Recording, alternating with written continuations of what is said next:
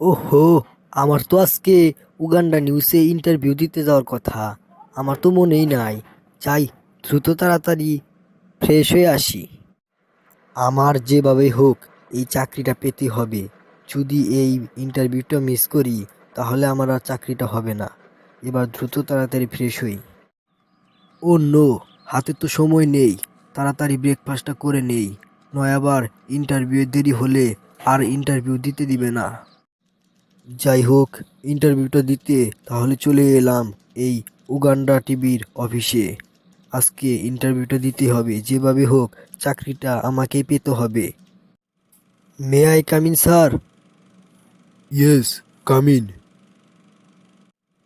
Sit down, please.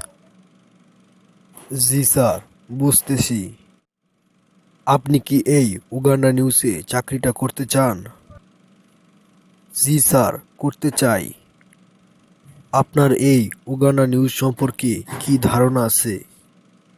Sir, আমি জানি যে এই উগান্ডা নিউজ ভুয়া সংবাদ প্রচার করে। হ্যাঁ, তোমার প্রথম প্রশ্নের উত্তর সঠিক হয়েছে।